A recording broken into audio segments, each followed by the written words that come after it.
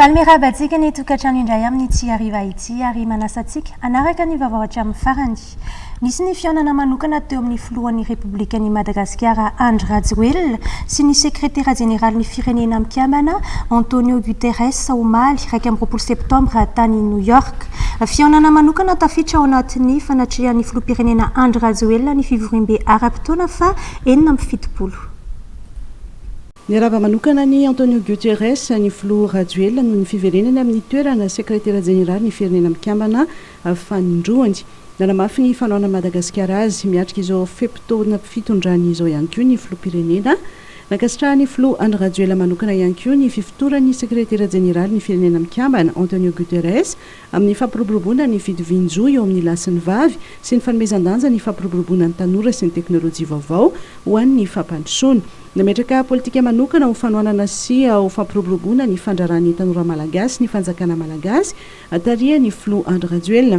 Hitataratra ny fombiazan'izany amin'izao fotoan'izao amin'ny firoson'ny tanora amin'ny famoronana asa ho azy izay tosika ho an'ny fampivoarana ny toe-karena. Nisaotra manokana ny sekretera jeneraly ny firenena Mikambana Antonio Guterres ny filoha Andry Rajoelina tamin'ny inisiative COVAX ho fanampiana sy ny fanohanana ara-teknika, ara-bola, ara-pitaovana ary tamin'ny fanatanterahana ny ady amin'ny COVID-19 niaraka tamin'ny fanjakana malagasy. Maro teratany malagasy no manana ny fahaiza-manao sy ny fahalalana anatanteraka asa eo anivon'ny sehatra iraisam-pirenena indrindra eo anivon'ny vondrona iraisam-pirenena ratsamangaiky ny fianakaviam-be iraisam-pirenena. Mbola vitsy anefa ireo malagasy misolo tena ny Madagasikara amin'ireny sehatra ireny. Naneo ny faniriany ny mba hampitombona isy ireo malagasy mendrika sy mahafeno ireo fepetra hitazona andraikitra ambony eo anivon'ny fianakaviam-be iraisam-pirenena. Ny filoha Andry Rajoelina nandritra ny fihaonany tamin'ny sekretera jeneraly ny firenena Mikambana. Anisan'ny nanatrika ity fihaonana teo amin'ny filoham-pirenena Andry Rajoelina sy ny sekretera jeneraly ny firenena Mikambana ity ny ministra ny vola sy ny teti-bola Rindra Asimbelo Rabarnirina Arson sy ny ministra ny Rarambahiny Patrick Rajoelina ary ny talemy sahana ny fifandraisana raisam-pirenena eo anivon'ny fiadidianan'ny Repoblika Anja Ramanampisoa. Nanatrika ny fanokafana ny ady-hevitra ankapobeny fivorim-be ara-potoana andiany fa 7 ny firenena Mikambana ihany koa ny filoha Andry Rajoelina izay mitarika ny delegasiona malagasy mandritry ny fihaonana tampony ity. Notanterana tao amin'ny efitrano salle du conseil économique et social des délégués nord ny ady-hevitra. Anisy ny fandraisana anjara fitenenana ho fanokafana ny ady-hevitra ka isan'ny tarika izany ny filohan'ny assemblée générale izay nentina nanamarika ny fiatombohan'ny ady-hevitra. Tazana nandray anjara fitenenana ihany koa ny filoha amerikana Joe Biden. Androany moa ny fandraisam-pitenenana ny filoha Andry Rajoelina teo amin'ny tribune ny Nations Unies.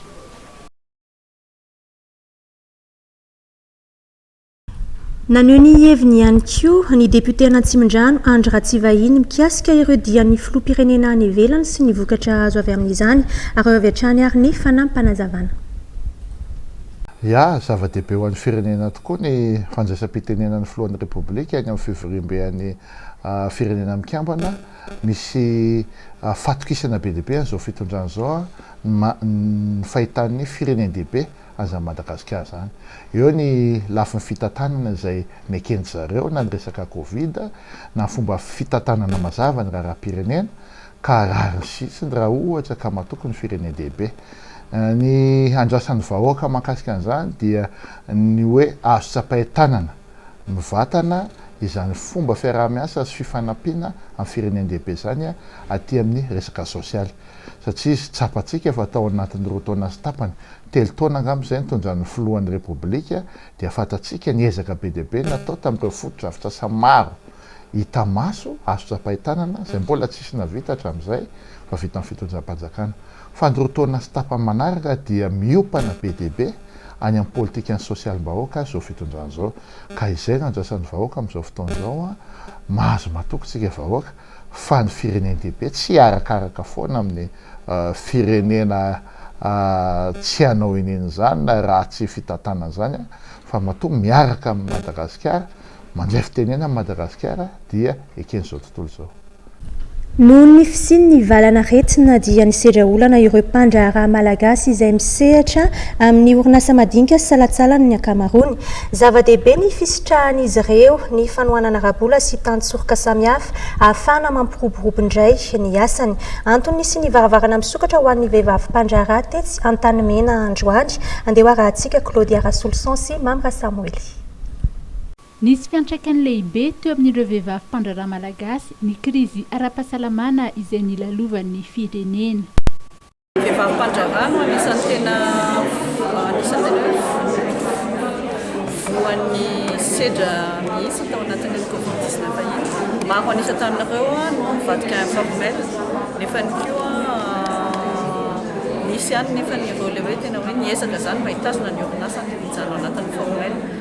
Ny orinasany vehivavy ny tafiditra anatin'ny TPME zany hoe toute petite moyenne entreprise amidy zany, très petite moyenne entreprise. Ary zay mahakely an'izay dia vomay betsaka le risque sy le impact amin'ny crise zany indrindra fa iny crise na Covid-19. Ho toy ny fandraisan'izy ireo anjara tamin'ny foire internationale de Madagascar farany teo dia nisy ny varavarana misokatra ho an'ny vehivavy mpandraharaha no tanterahana tetsy Antanimena androany. Varavarana misokatra izay karakarain'ny anteny ranovarotra sy ny indostria an'Antananarivo iarahana miasa amin'ny groupement des femmes entrepreneurs de Madagascar ny tabazotra comme FWB Madagascar chapter. Ny zavatra tsikaritra dia tsara ny mampiranty sy mivarotra ny entany vokarin'ny vehivavy kanefa ny zava-dehibe ilaina tokoa ny fitramam-bola sy ny financement melabelarana ny orinasa tantanin'izy ireo ka noho izay ny antony ny eritreretana nanaovana ity paoverta manokana ity. Maro ireo vokatra andrasana aorian'ny ity varavarana misokatra ity. Misy produit na service atolotra ireo institution financière namana ireo sy mpiaradia amin'ny vehivavy mpandraharaha ahita tena vokatra sampahitana na aoriana zao izy projet tena ho financé zareo tokoa ao anatin'ity varavarana misokatra androany ity. Betsaka mantsy ny vehivavy te anatona ny institution reny nefa ny mbola hitako fa maro no tsy dia mandeha any an-toerana misy sakana zany mbola mitoetra foana amin'ny maha-vehivavy. Tsy natao ho an'ny mpikambana eo anivon'ny GFM ihany ity hetsika ity fa ho an'ny vehivavy mpandraharaha rehetra. Tsy ny institution financière ihany koa no mandray anjara fa eo ihany koa ireo rafitra samihafa manome tantsorika ny sehatry ny fandraharahana. Eo amin'izay lafiny izay ihany dia mitana anjara-toerana lehibe eo amin'ny fanohanana ny mpandraharaha sy ny sehatra tsy miankina ny antenimerany varotra sy ny indostria an'Antananarivo. Andeha arahantsika ny fanazavana. Varotra sy indostria Antananarivo moa dia efa fantatritsika fa mpanohana ny orinasa tsy miankina izany hoe mpandraharaha malagasy rehetra amin'ny lafiny information, amin'ny lafiny formation, amin'ny lafiny ihany koa indrindrandrindra amin'ny hetsika ohatran'izao manome fahafahana ho an'ireo mpandraharaha handray an-tanana ny orinasan'izy ireo ary hitady vola na financement ahafahany mampiroborobo ny activité an'zareo. Eo andanin'izay koa chambre de commerce dia manome opportunité d'affaires na lalam-barotra ahafahan'ny orinasa malagasy mivelona soamantsara. Izay ny andraikindritry ny antemberan'ny varotra sy indostria n'Antananarivo na chambre de commerce et d'industrie d'Antananarivo. Nisy ny fikaonan-doha momba ny volavolan-dalàna ifeny asa izay aharitra efatr'andro ifampidiniha ny teknisianina ahitana ny solotena ny mpiasa, ny mpampiasa ary ny fanjakana mialoha ny andanina ny lalàna mifeny asa eny amin'ireo antenimera-pirenena. Ny andindinina izay no andeha arahintsika eo amin'ny sariny Vola Ravoavy sy Tsirakotoarsan. Mialohan'ny andanina ny lalàna mifeny asa eny anivon'ny antenimera-pirenena dia nisy ny fikaonan-doha anadinihana ny volavolan-dalàna ifeny asa niarahana tamin'ireo teknisianina izay ahitana ny solotenan'ny mpiasa, ny solotenan'ny mpampiasa ary ny fanjakana mba hijerena ireo pitsopitsony izay mbola tokony ho ahitsy sy ampidirina ao anatin'ity lalàna mifeny asa vaovao ity. Andrasan'ireo avondrin'ny mpampiasa nisy ny fifanakalozana eo amin'ny mpiasa sy ny mpampiasa misy kokoa ao anatin'ity lalàna ity. Ankoatr'izay ny hijerena manokana ny lalàna izay mifanandrify amin'izy ireo izay efa tena lany andro ankehitriny. Ho an'ny mpiasa kosa indray dia andrasana fatratra ny avitan'ny ity lalàna mifeny asa vaovao ity fa tena antoka ho an'ny fampandrosoana ho azy ireo izany indrindra fa ny sehatry ny ara-tsosialin'ireo mpiasa. Nametra mazava tsara kosa ny avy amin'ny fitondram-panjakana fa tsy maintsy atao izay avitan'ny ity lalàna ity mba hizorana amin'ny fametrahana ny asa mendrika ho an'ny rehetra izay velorano fahenina nataon'ny filohan'ny Repoblika. teboka vaovao maromaro no hita ao anatin'izany izay novolavolain'ireo teknisianina mandrafitra nyity komisiona ity mba hijerena ny tombontsoa ny mpiasa sy ny mpampiasa.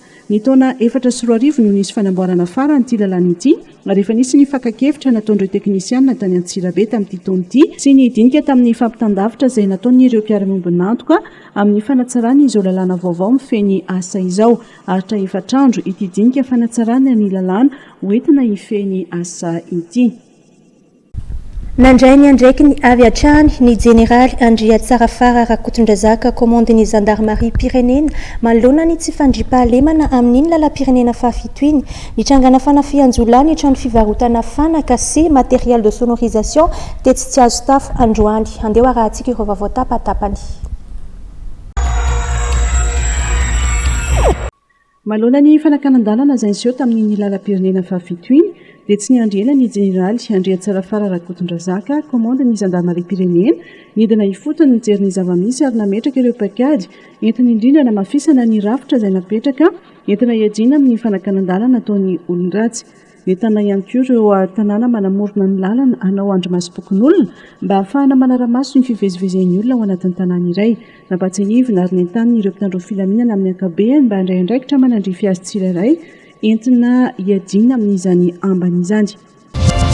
Nitrangana fanafian-jiolahy androany tetsy tsy azo tafo raha ny fampitam-baovao dia jiolahy miisa 3 mitampiajiana nanafika trano fivarotana fanaka sy matériel de sonorisation. Lasan'ireo olon-dratsy ny vola tao amin'ilay tsena rehefa totosan'ny asa ratsiny dia nitsoaka ny azo any Boriska izy ireo. Niaran-doza tany amin'ny 7 kilometatra tsiditra ny Mahiva tanàna ny fiara nitondra ny Lalilaris zanak'Itainy Simena sy Ionae araka ny fampitam-baovao tao amin'ny compte ny Tainy Simena officiel saika andeha hanao fampisehoana ny antsiranana izy ireo. Fantatra ihany koa fa vehivavy roa namono ainy vokatra ity lozam-pifamoivoizana ity. Teratany malagasy misy 3 izay niondrana tsokosoko an-dranomasina niditra tany Mayotte notratra ny polisy ny abakabaka sy ny sistany apafa Mayotte. Araka ny fampitam-baovao dia nalefa ny tompony andraikitra nody anabakabaka ireo tratra saika hiditra ny tsokosoko tany Mayotte ireo. Tawarina ny fanafian-dahalo izay nitranga tao amin'ny distrika ny Farafangana ny farany herinandro lasa teo dia nandray ny andraiky ny avy hatrany avy eo amin'ny tafika malagasy. Manon fitsidiana ny toerana ny ministry ny fiarovam-pirenena ny jeneraly Rakotonirina Richard niaraka amin'ny lehibe ny etamazorn'ireo tafika izay tompona andraikitra voalohany amin'ny hetsika rehetra atao sy ny fanatanterahana ny Irak Aramiaramila. Andeho arahantsika ny fanadiadiany vola ravoavy sy Tsirakotoarsan. Niona mivantana tamin'ireo mponina ny antoerana ny ministry ny fiarovam-pirenena nadritra ny fidirana tanterahana tany amin'ny faritra Atsimo Atsinanana. Nadritra izany no nanadiadiny azy ireo ny amin'ny zavanitranga marina sy nitondrany ny teny fahakerezana ho azy ireo ny amin'izao vonana azo izao ary nanomezany toko fa hiaro azy ireo amin'ny asan-dahalo ny mpitandro ny filaminana. Nilaza ny ministry ny fiarovam-pirenena fa tsy azo ekena ny asa fampiroroana toy izao indrindra ny fanimbana fototra fitrasa sa fampianarana ny zaza malagasy ary koa ny fanimbana fananan'olona. Tonga eto amin'ny fokontany Maripana zay distrik'ny Farafangana commune rurale ny Manambotra izay nidorany dahalo tamin'ny aliny Zomany fo alady teo nanaovana kasiparana ary tazantsika eto fa ny tranony mpampianatra sy ny toeram-pampianarana sekoly no nidoran'zareo miaraka amina toeram-pivarotana samihafa izay akasiparana izay tsy azo ekena mihitsy ary anisan'ny nidinana aty amin'ny faritra Atsimo Atsinanana ihany koa miaraka amin'ny tompona andraikitra rehetra izay taritiny andriamatoa gouverneur sy ny préfet de région zany. Ka misy etsika tsy maintsy ataon'ny mpitandro ny filaminana satria tsy azo ekena ny zavatra sahala amin'izao fandoroana, fananan'olona, fanimbana, fotodrafitrasa izay ampianarana ny zaza malagasy ary fampiroroana ny malagasy izay raha amin'ny zareo ka reny dahalo reny olona mpampiroro reny dia atao izay isamborana azy ary atao aza lambo misy. Izay no baiko entitra mena ny mpitandro ny filaminana izay tonga aty amin'ny faritra aty eo ambany fitalian'ny commandant ny groupement de gendarmerie zany. Nanolotra ihany koa fanampiana toy ny vary sy lelavolo ary kojakoja ho an'ireo olona rehetra niara-ny fanafiana ny avy amin'ny gouvernora paritra sy ireo tompony andraikitra ambony eo anivon'ny tafika. Andamina satria ny resaka mpisavorita keto zany dia amin'ny resaka kalônina ihany koa zany resaka kalonio izay misy ao anatiny fokotany maromaro dia mila fehezina tsara dia iny moa androany iny zany ny fanapahan-kevitry ny raisin'ny OMC aleo aloha azanona kely le kalony dia arindry ny fandriam-pahalemana zay moa zany dia saratra zany mifanometanana amin'ny reto tany filaminana na ireo olondofidy zany be tanàna iny fotony sy ametrana ny fandriam-pahalemana maharitra mba ho tombosoan'ny vahoaka rehetrarehetra. Natanteraka fivoriana ny arahana tamin'ireo tompona andraikitry ny fibaikona amin'ny fiarovana sy fandriam-pahalemana koa Andriamatoa Minisitra sy ny tompona andraikitra voalohany ao amin'ny OMC dia Ramatoa Préfet de Région. Araka ny baikoentitra ny Minisitra ny Fiarovam-pirenena dia atao izay atratrara n'ireo navandoza ao anatin'ny hetsika manokana atao fametrana ny fandriam-pahalemana maharitra. Hetsika ara-miaramila izay eo amban'ny fitarian'ny commande ny fivondrona paritry ny gendarmerie any an-toerana. Tontosany herinandro teo ny lanonana famoahana ireo manamboninahitra niofana tamin'ny ivitoerana fantara-pahaizana ho an'ny manamboninahitra na ny centre de perfectionnement des officiers ny andinidiny momba izay no andeha raha itsika eo amin'ny sariny Vola Ravoafy sy Tsirakotoarsan. Andiany telo samihafa no navoaka nandritra ny famoahana ireo manamboninahitra tao amin'ny centre de perfectionnement des officiers dia ny mpiofana avy ao amin'ny andiany fahatelopolo ao amin'ny CQOS cours de qualification des officiers subalternes misy roa amin'ny telopolo menada ny avy ao amin'ny andiany fafito amby roapolo ao amin'ny CFOC 1 cours de formation complémentaire des officiers misy dimy amby roapolo ary izy sivy mirahalahy avy amin'ny andiany faefatra ambin'ny folo avy amin'ny CFCO 2. Anisany nampiavaka ity andiany voaka ity ny fandraisan'ireo anjara amin'ny ady amin'ny kereta ny atsimony nosy sy ny andritry ny ady tamin'ny valana retsina Covid-19. Namarany général Rakotoarjaona Joshua, directeur général de la planification stratégique izay nisolo tena ny ministre ny fiarovam-pirenena fa tsy mitambasy irery ihany no asa sanitafika fa mila manampy sy manakaiky vahoaka ihany koa. Ny fiofanana atao moa zany dia mazava ho azy ny fitoerana dia manofana ny reo manamboninahitra reo zany manome anjareo ny ataontsika hoe traikefa raha dika amin'ny teny frantsay zany izy dia ny ataontsika hoe qualification sy ny perfectionnement ny ireo mpianatra manamboninahitra mpiofana eo aminay ireo maromaro ny ezaka sy ny dingana atao ao anatin'izany tokony teo amin'ny enim-bolana teo nanaovana ny fiofanana fa teo moa nisy any ataontsika ny amena ara-pahasalamana dia tsy maintsy natao ny fampietona ny fampiofanana teo anivon'ny fitoerana dia lasa teo amin'ny ataontsika 6 volana teo eo zany navitana zavatra zany vita ny fiofanana zay dingana fotsiny teo amin'ny fitoerana fa ireo ataontsika mpiantsehatra reo zany manomboka izao amin'izay dia azo ny famindra-toerana ka isehatra eny akianja dia ireny zavatra ireny izay nomenay azy ireo zany no entina any ary mazava ho azy moa zany fa anakaiky ny vahoaka izy ireo dia tsy maintsy miakina foana amin'ilay ataontsika tanjony tafika izay manakaiky ny vahoaka tafika manana tamberina didy amin'ny vahoaka manoloana n'izay ataontsika fanitsin-drafitra eo anivon'ny tafika zay dia nomena fahalalana sy fahaizana manokana ireo mpiofana ireo nandritry n'izany fiofanana zany raha ataontsika hoe resana eto zany dia anatin'izany ny ataontsika ny action civilo-militaire izay tsy maintsy natao ary nampianarina an'zareo koa zany nampiofanana an'zareo ny ataontsika andraikitra mifandraika amin'ny rafitra izay hisy eo anivon'ny tafika. Ny ifitoerana fantara-pahaizana ho an'ny manamboninahitra dia manofana ireo manamboninahitra ho anivon'ny tafika malagasy mba hanana traikefa sy fahaiza manao bebe kokoa rehefa mamita ny iraka ataony indrindra fa amin'ny fitarian'ireo olona eo amban'ny fibaikona. Marina fa ireo izay ho lehiben'ny olafy na ny commandant de compagnie sy ireo lehiben'ny sakelika na chef de section no hofanina ao amin'ity toerana ity. Tanjona ny anana ny manamboninahitra modely matianina ary tia tanindrazana mba hamora ny fanatanterahana ny vinan'ny tafika dia ny fanakaikaizana ny vahoaka hiaro sy fanometanana amin'izy ireo. Aorian'izao fiofanana izay naharitra 10 volana izao dia hamonjy ny toeram-piasany manerana ny nosy izy ireo. Ny fanajariana ny tany sy ny fananantany dia anisan'ny sehatra hiaran'ny fiovaovan'ny toetry ny andro. Mba ahafahana mampitombo ny famatsim-bola amin'ireo tetikasa samihafa sahanina, nisy ny fampiofanana izay atao mikasika ny famatsim-bola hiatrehana ny fiovaovan'ny toetry ny andro. Tato-baovao Vola Ravoafy sy Tsirakotoarsan.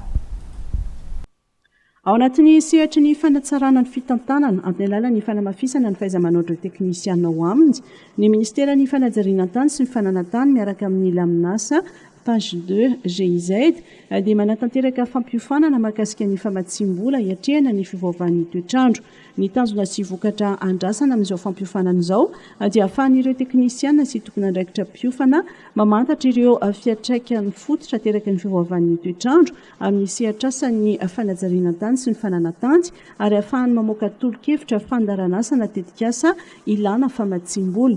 Ao anatin'izay fitadiavana vaolan'izay isan'ny zava-dehibe ny fahaizantsika mampiasa sy mikirakira ny tota-kevitra sy atota-pahalalana rehetrarehetra mikasika ny fivaovan'ny toetrandro izay isan'ny lara-pahamehana ho an'ny firenena rehetra ekan'izao tontolo izao ary indrindra ho antsika eto Madagasikara izay miaina amin'ny vantana amin'izany fokatry ny fivaovan'ny toetrandro zany.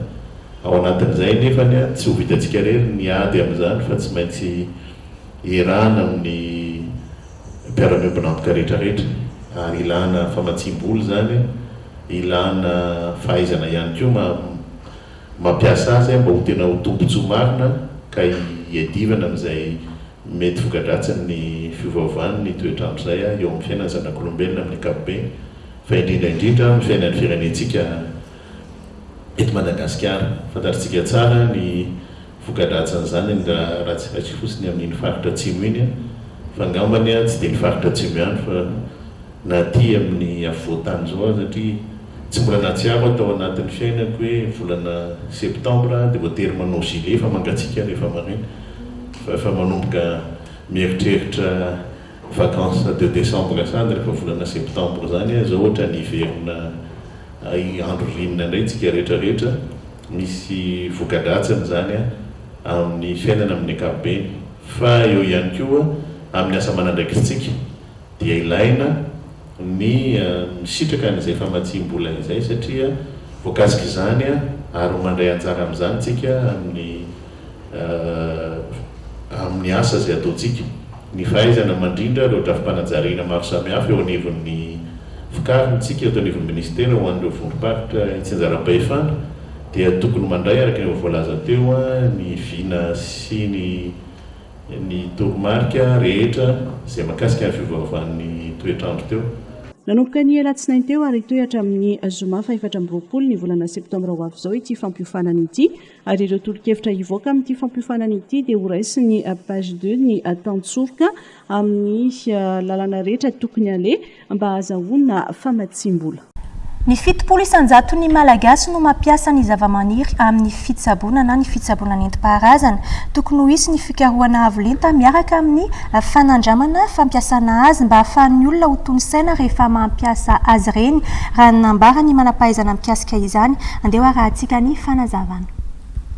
Ny fampiasan'ny malagasy ny zavamaniry na ny fitsaboana amin'ny nentim-paharazana dia efa any amin'ny 70% any 30% eo zany ny tena mampiasa afaka mampiasa ny azo atao hoe fanafody vazaha occidental fa gasy zany efa zatra fa eo le lazaiko hoe le fahalalana n'le izy fampiasana n'le izy tokony isy le zavatra nolazaiko tamboalohany tao hoe misy fikarohana na base scientifique mba ahafahan'ny olona maka n'le izy tsisy fisalasalana ntsony. Nareo zao raha maka fanafody vazaha dia mihinana pile. Raha maka ny pile iny ka raha dokotera manenao pile iny minana pile roa na telo tsisy aya mihitsy ao amintsika hoe hihinana an'iny fa trany dia mihinana amin'ny fahatokisana tanteraka zany misy confiance satria efa nandalo zavatra be dehibe ny pile kely iny zay vao tonga amin'ny pile iny ary efa ny ekena fa mandaitra io zao ny asan'io dia tsisy manao fanontaniana ntsony fa raha tsika nandeha maka tapakazo kely ery an-tsena ery dia lazainy fa ohatra hoe mahasitrana vavony dia mety mbola iatsika hoe ahoana marina tena mahasitrana vavony marina ve ty tapakazo ty na ty ravikazo ty ary taiza ny pirofo taiza ny ao anatiny hoe efa nisy nanao fikaroana mba ahafahana mametraka tsara mihitsy hoe manasitrana vavony ty tanana sy nanampy ireo ankizy tsabony etsy amin'ny hôpital HGR Ampeflo noho ny homamiadana ny avy eo amin'ny Lions Club Antananarivo Iloasina tato-baovao avy hatrany. Ankizy marary ny homamiadana misy valo izay manaraka fijabony etsy amin'ny hôpital HGR Ampeflo no nahazo fanampiana avy amin'ny Lions Club Antananarivo Iloasina mitondra ny anjara biriky ny fikambanany ity amin'ny fandraisana tanana an'ireo marary ireo. Œuvre nataonay androany zany moa ny Lions Club Antananarivo Iloasina dia mikasika ny resaka cancer infantile mitondra ny anjara birikinay zay amin'ny fanamaivanana an'ireo fahasahiranana sy ireo aretin'ireo zaza marary atao amin'ny service oncologie ny HGR. Ny nentina zany dia fanafody ho an'ireo ankizy ireo fandraisana anjara amin'ny fanafody hoentina mitsabo an'ireo zaza ireo dia mitondra sakafo solona sakafo zany famerenana ny herin'ilay zaza dia mitondra kilalao ihany koa tsirairay ho an'ireo ankizy ireo.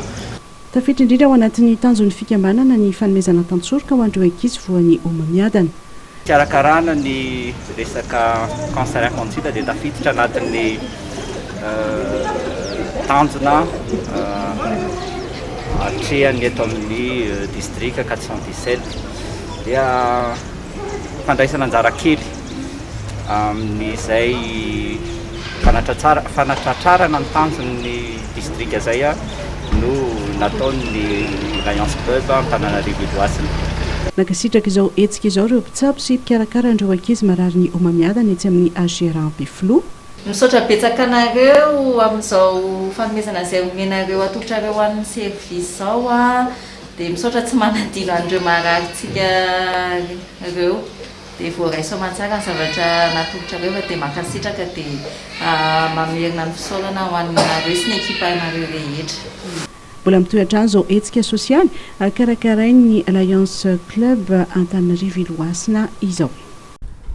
Efa ao anatin'ny fiomanana amin'ny taom-pianarana vaovao ny eo anivon'ny Université Manerana Nosy ary efa ampiomanana amin'izany ihany koa ireo mpianatra na ireo efa izay tafiditra any amin'ny université na ireo izay vao afaka baccalauréat andeha arahantsika ny tadim-baovao vola ravoafy sy Tsirakotoarsan.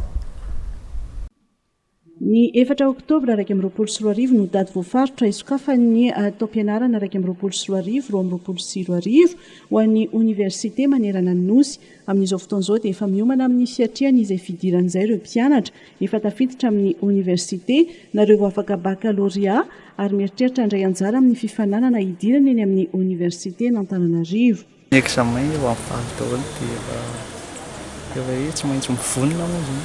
Philosophie première année nomanina mbola tsy dia misy omanina be amin'ny vola dia ny dossier efa mipetako daholo ny tokony omanina rehetra.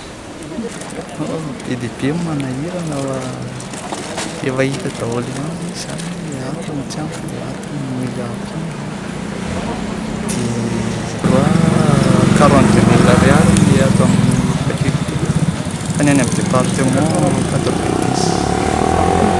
000 ariary. Dia efa voaloha daholo zany? Vao nanomboka homana mbola tsy voaloha. Dia mandra-piandry an'izay fidiran'izay sao manao ahoana ny izay efa mianatra efa sady mianatra. Itsery hoe oviana ny concours manomboka dia itsery an'ilay département ilay filière atao. Inona zao ny eritreretinao atao? Économie dia sciences politique. Dia manao ahoana ny mety hoe iomanana amin'ny fiatrehana ny concours izay efa misy dossier amboarina sy karakaraina ve? Mbola vao anontany mihitsy izay zao fa izay anontanianay dia ohatran'ny tsy mahalala momba an'ilay izy mihitsy. Somary enjakenjana ihany aloha ilay izy satria mivezivezy be dia mila mamonjy ilay salon des étudiants ny olona ety dia andeha hamonjy mihitsy izao. Inona zao ny eritreretina hoe filière? Zao mieritreritra médecine. Dia mety roviana ilay concours efa fantatra ve? Mbola tsy fantatra fa ilay sélection de dossier. Fa ilay dossier ilaina mihitsy zany dia mbola mila mamonjy an'izay salon izay aloha ahafantarana tsara an'ilay momba ilay izy. Fa efa vonona amin'ny hoe rentrée universitaire vao voafaritra hoe amin'ny 4 octobre fafonina ka amin'le etomanana manao eto manana ino miankina amin'ny zava-misy eo ihany iny fa lisy ohatrany hoe tsy dia sarotra be tsy dia hoe misy zavatra enjana be any avonina ve ny oniversité hiatrika ny fidirana raha ny zava-misy eny amin'ny oniversité n'Antananarivo dia betsaka ny olona mipetraka amin'izao akatoko ny fidirana amin'ny taom-pianarana vaovao izao raha ny fanadihadiana natao dia tsy ampy ny mpampianatra betsaka amin'ny lasany sotro ronono ary tsy vitsy ihany koa ireo ndosiny fahafatesana tao anatin'ny vanim-potoana nampamaivay ny valanaretina covid-19 olana ihany koa ny enti-manana tsy mbola voalohan'ny fanjakana ny heure supplémentaire n'ireo mpampianatra mpikaroka tao anatin'ny telo taona farany olana ihany koa ny tsy fampiny fitaovana ary saika antitra avokoa ireo fototra-pitrasa manampitrotraka ny tsy visindrano eny amin'ny oniversité n'Antananarivo manaitra ny tompona andraikitra mba hijery izao olana izao mialohan'ny fidirana amin'ny faha-efatra ny volana oktobra ny mpampianatra ireo mpandraraha ary ny mpianatra eny anivon'ny oniversité n'Antananarivo. Nahazo fanampiana boky fianarana avy amin'ny Rotary Club de la Kaloatra ny trano famakiam-boky ao amin'ny tranobe ny Tanora Ambatondrazaka ny andindiny momba izay indray no andeha raha itsika eo amin'ny sarin'ny Norbert Kotomalala. Namaly ny filan'ny tompona andraikitra tao amin'ny tranobe ny Tanora Ambatondrazaka ny Rotary Club de la Kaloatra izay nitarihan'ny filohany Andriamatoa miaina Ivan Adler nitolorany ity fikambanan'ity boky fianarana misy 100 ny tranomboky ny Tanora Ambatondrazaka. Tanjona avy amin'izao fiaramiasa izao ny fampirisihana ny tanora indrindra ireo izay mbola mianatra mba hanitatra sy hanovo fahalalana misimisy hatrany amin'ny alalan'ny famakiam-boky. Efa tranainy sy vitsy ny boky ampiasain'ny mpianatra eto hoy ireo tompon'andraikitra ny trano famakiam-boky koa isan'ny anampibetsaka ireo mpianatra ny fahazoana ireto boky ireto. Nanamafy ny fisaorana sy ny fankasitrahana ho azy ireo ny talebi soloterana eo anivon'ny DRCS Aloatra Mangoro ary ny tompon'andraikitra eo anivon'ny tranobe ny Tanora tao Ambatondrazaka teo ampandraisana ireto boky ireto ary narany koa nitohizan'ny fiaramiasa tahaka izao indrindra eo amin'ny sehatra tsy miankina. Nototosaina omaly 2 septembre 20 tany Sambava ny journée internationale de la paix na ny andro iraisam-pirenena ho an'ny fandriampahalemana. Nitarika ny lanonana tany an-toerana moa Ramatoa Juliana Ratovisan ministra lefitra miandraikitra ny Tanora Norbert Kotomalala. Diabe nanaovana fanamiana fotsina ny Marche Blanche namakivaky ny tanàna tao Sambava no niarahan'ireo tanora sy ireo manam-pahefana isa-tsokajiny sivily sy miaramila nanamarika ny andro iraisam-pirenena ho an'ny fandriampahalemana omaly. Loha hevitra nentina namarihana izany ny hoe miara-mianko amory ny fiarahamonina milaminy sy ny fampitsinjo. Nandritra ny fankalazana no nanambaran'ny ministra lefitra misahana ny tanora Ramatoa Juliana Ratovisan fa raha tiana tokoa mantsy ny anangana firenena vanona dia mila manangana tanora vonona sy vonona isika hametraka fiarahamonina milamina sy mandry fahalemana. Ny tanora no beazina ho mpandalan'ny filaminana na antsoina hoe Yoff Peace Builder izay fiaramiasa amin'ny UNPFBF, ny OIT, ny UNICEF sy ny UNFPA sy ny ao anatin'ny tetikasa PBF Vanille dia nahazo fifanina ireo tanora avy eo amin'ny commune Bemanevika, Ampohibe sy Antala ary nisy ny fanolorana mampahasarana ho azy ireo. Ny fampandraisana andraikitra ny tanora mivantana dia atsangana tany ny fikambanan'ny tanora izay ara-miasa mpitandro ny filaminana isandrahaka amin'ny lafin'ny fialamboly sy ny fanatanjahantena ihany koa dia fikambanan'ny tanora izay ajoro ity. Noho ny faha-telopolo taona nitandreman'ny mpitandrina Ranjakavola ao amin'ny Afrika Makady fotsy dia isy ny fankalazana ny jobily fisotrondronono ny mpitandrina izay ho tanterahana ny alahady 3 oktobra ho avy izao andeha raha antsika ny fanazavana. Ny mpitandrina Afrika Makady fotsy miaraka amin'ny solotenan'ny Braon fiangonana ary miaraka amin'ny filohan'ny komite ny jobily fisotrondronono no hitafatafa kely aminareo amin'izay dinidinika tokony ho fantatry ny rehetra atao anatin'izao vanim-potoana misy atsika mianakavy izao ahafahantsika mandroso ahatanterahana zany fijoroana hova volombelon'ny tompo izany. Dia hanateny amintsika zany Braon fiangonana, hanateny amintsika ny komite ny fisotrondronono.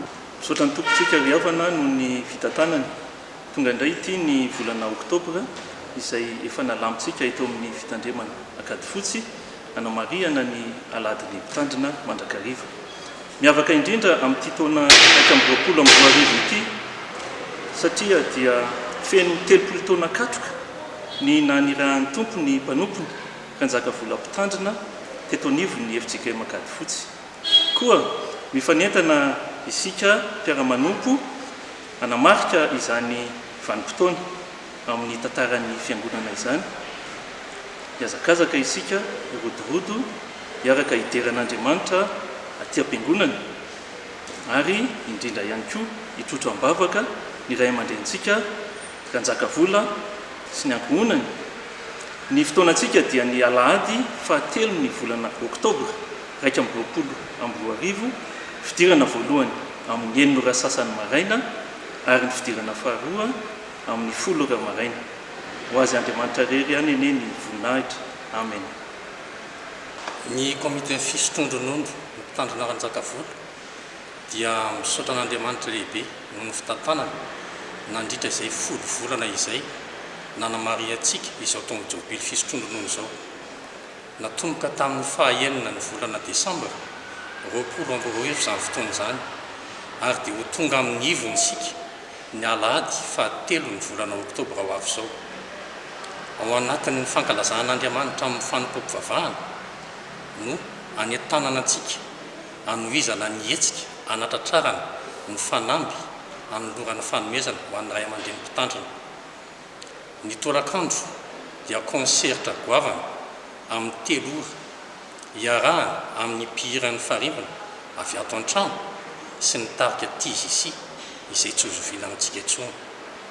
Ninino tsy nasiana vidim-pidirana izany konserta izany fa dia manantena ny fanohanantsika vahoaka an'Andriamanitra sy kristianina rehetra manodidina amin'ny rakitra izay hotatazana. Manantena ny fahatongavantsika maro ary dia mametraka anareo eo am-pialan-tan'Andriamanitra ahatateraka ny zavatra kasaintsika rehetra. Misaotra tompoko. Zany ary afaka midinidinika nentinay vety amin'ny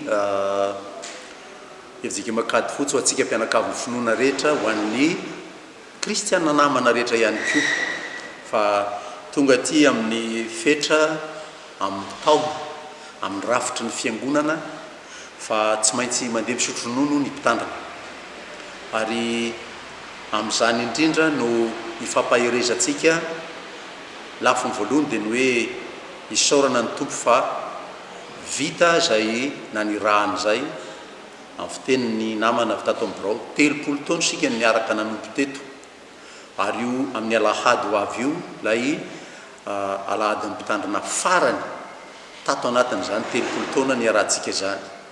Araka izany koa araka ny fanentana ataon'ny filohan'ny komitin'ny jobily teo dia ivo ny fankalazantsika an'Andriamanitra ihany koa io anatin'izao jobily zao ka izay tsy afaka nanomboka tamin'ny Desambra 2022 mba miazakazaka mamonjy ny ivony ahafahana manome voninahitra ny tompo misaotra azy fa afaka nanoina zany antsony zany zahay naketo amin'ny fiangonana ary mba tonga aty amin'ny hamaranana kosa zany mandat pastoral zany isaorana ny tompo zany tompo dia ankahereziny sika mena teny ny tsirairay hoe dao hoe alahoery fa vanim-potoana lehibe amin'ny fiainan'ny fiangonana io dia isika indray mihira izao no vavolombelona zany nanyrano tompo anay 30 taona teto amin'ny efitsika makady fotsy zany ndao hiara-misaotra an'Andriamanitra ho tain'Andriamanitra sika mianakavy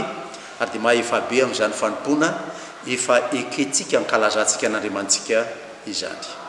Namaly ny fangatan'ireo ligue paritra ny federasiona malagasy ny baolina kitra ny amin'ny anatanterahana fivorimbe fantatra ho tanterahana ny 9 oktobra 2024 izao eto Antananarivo ny fivorimbean'ny federasiona malagasy ny baolina kitra fanazavana. Ireo nangataka zahay ary nanome 7 andro fangatahana assemblée générale migadona androany moa zany le 7 andro satria tamin'le 13 ireo vao nahazo ny taratasy fangatahana igny dia migadona androany zany maly zany tokony raha elanatsiny raha tsy tonga ireo président ligue maro satria zahay no solotena ny fahefatra nay solotena zany président Nilalamanga nefa izy anatiny mbola mihombo satria mbola avy any ivelany zany dia mbo manao mise à quarantaine nefa zahay moa zany nampitondraina tena eto misolo tena ny ligue rehetra eto Madagasikara satria amin'izao fotoana tenenantsika zao dia misy championnat national deuxième phase any Tamatavy sy Fianarantsoa dia miandraikitra zay ny ankamaroany. Eto zany zahay dia misaotra an'ireo CE reo satria nanatanteraka tokoa ny fangatahanay reo amin'ny assemblée générale satria araky ny lalàna ny tenentsika teo amin'ny article 31 alinéa A ao amin'ny statut fédération dia manazava tsara hoe raha ny ray ampahatelon'ireo ny miantso dia afaka mampiantso assemblée générale. Dia io moa zany taratasy fampiantsoandreo zany dia nanondro daty reo amin'le 6 zany satria misy fepotoana arahina moa zany misy 12 andro ampandrenesana ny ligue efa any amin'ny ligue rehetrarehetra ny taratasy dia amin'le 6 octobre zany no fivoriana anaovana an'izay assemblée générale zay eto Antananarivo. Dia eto aho zany ampamaranana dia manazava amin'ny vahoaka malagasy tia baolina kitra fa ny baolina kitra tompoko tsy sangisangy fa natao ho an'ny vahoaka rehetra fa tsy anay irery ary miangavy aho zany amin'le mpivory rehetrarehetra amin'ny assemblée générale na ny filohan'ny FMF zany na ny ligue rehetrarehetra mba ho fotony ary mba ho tombony amin'ny baolina kitra no hiaraha mandinika ao fa tsy hoe hivory fahatanitsika fa atao aloha zay fampandrosoana ny football. Alaiko ohatra ny Barea zao dia anisan'ny ataontsika hoe mampalahelo satria efa resindroa izy zao mazava zany fa ny ao ambony ao mikorotana dia io zao ekipa ataontsika hoe tantanany Andoharano fotsiny efa tafita izy. Dikan'izay zany resaka fanomanana resaka fandaminana zany misy zavatra tsy milamina ao ka amiko zany zahay moa tsy afaka manapa-kevitra raha tsy ny assemblée générale ka any amin'ny assemblée générale atsika manapaka ny zavatra rehetra ary zaho zany dia mbola miantso amin'ny fitoniana mba ho tombotsoa ny baolina kitra malagasy no zavatra hodininao fa tsy hoe hanao ady politika na hisy mercenaire. Ilalao ao amin'ny Paris 13 Atlético National 2 en France ilalaina no menjanahary na i bolide totosa omaly ny fanaovatsiny teo aminy sy ny mpitantana ity kluba ity andeha hoe raha antsika ny fanadiadiny eo amin'ny sariny Norbert Akotomalala. Rehefa niodikodina nandritra ny volana maromaro tsy nanana kluba ilalaovana ilalaina no menjanahary na i bolide dia fantatra izao fa ny kluba ny Paris 13 Atlético National 2 ao Frantsa no ilalaovany manomboka izao. Maly no totosa ny fanaovatsiny teo aminy sy ny mpitantana ny Paris 13 Atlético. Nandritra ny feonan'ny rotota no nanambarany bolida fa vonona ny tena ny anomeny tsara ny rehetra avy any aminy ho an'ny Paris 13 Atlético. Nambarany ihany koa fa vonona hanampy ny firenena ny tenany ho amin'ny fampandrosoana ny baolina kitra.